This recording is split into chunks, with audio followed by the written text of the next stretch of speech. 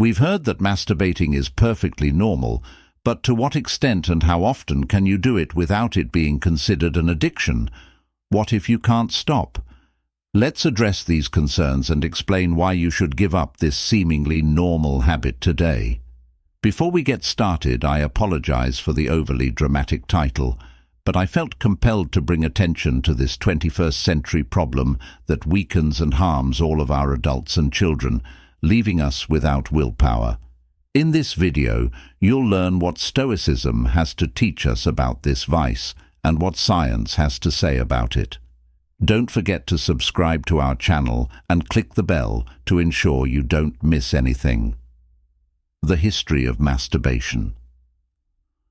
Let's start with the fact that modern medicine makes it very clear that masturbation is completely normal, even in humans and other animals. However, this view of normal masturbation was not always held. In the past, women were thought to be less likely to engage in masturbation because it was seen to be immoral and could distance them from men by causing them to find pleasure on their own. To this moral burden, there was also the physical burden that masturbation caused diseases, making it unnecessary to engage in it. But let's go back to the present. What is known about masturbation, particularly in males who have sleeplessness? It is known to cause slumber, which is the issue. The male brain deactivates sexual desire after an orgasm, according to research from the French Institute of Health and Medical Research. The cerebral cortex, which is responsible for conscious thought, goes to rest once a man reaches climax. This, in addition to negating the desire to continue having sexual relations, also facilitates sleep, which is why many men fall asleep after sexual activity. However, what is the issue, and what is wrong that is well hidden in one of its advantages, are a trap, and if you watch this channel often, you'll see what I mean.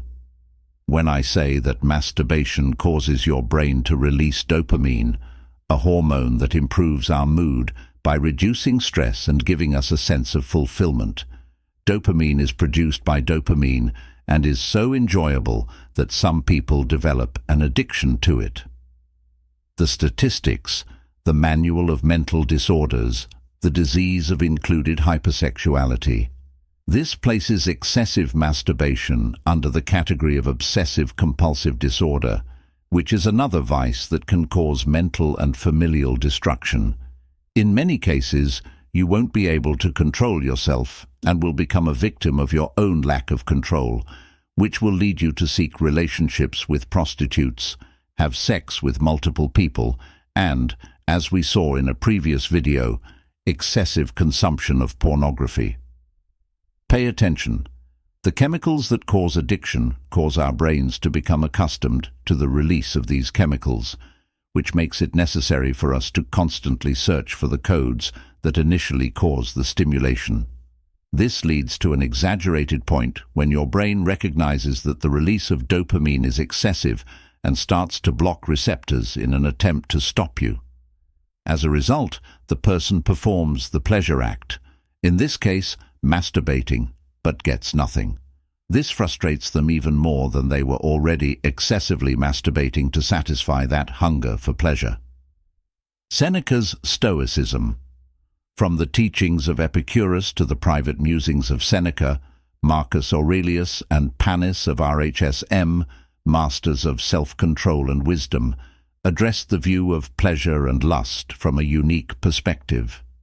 They investigated the depths of human passions, leaving a legacy that still captivates us for the Stoics. In their worldview, masturbating was not only a means of achieving sexual pleasure, but also a chance to test the boundaries of the body and mind. It was an exercise in self-awareness and a route to true liberation.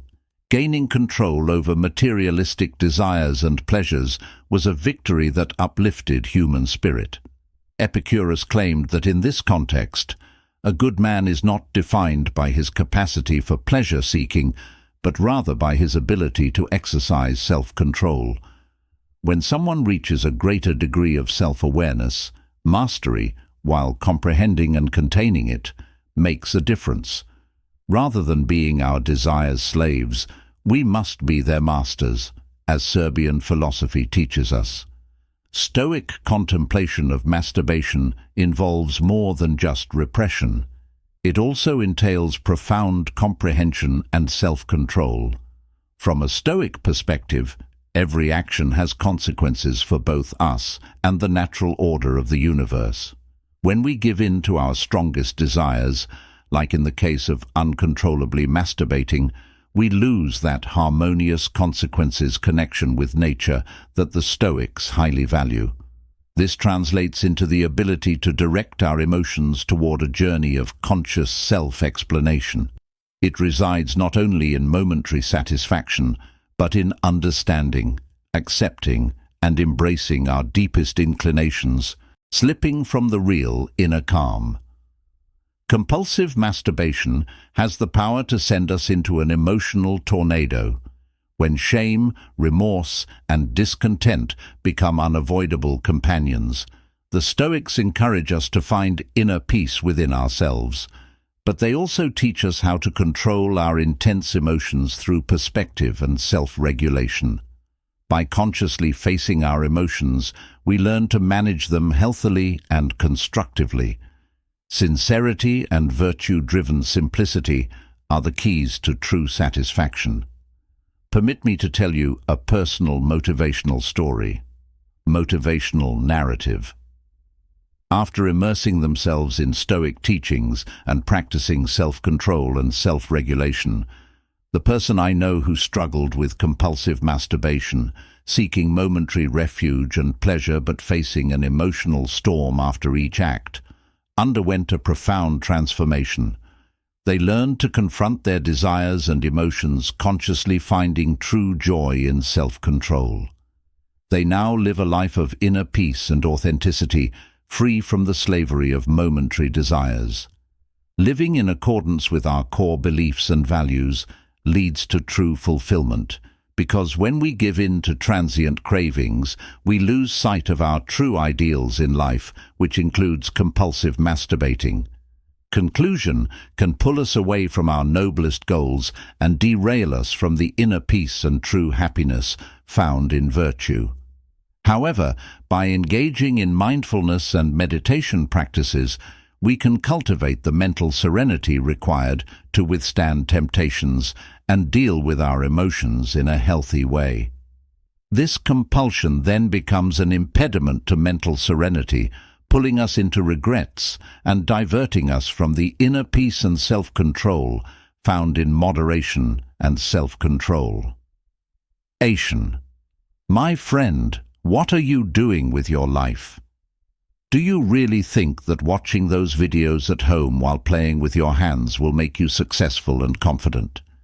Do you really think that after wasting your time and energy on such nonsense, you can attract women? If so, do you also think that you can attract men? If not, please write in the comment section below. I want you to think carefully and to say, I'm a powerful person. I have control over my mind. I choose to do what motivates me. Thank you for staying with me. To see more videos, please subscribe and like this one.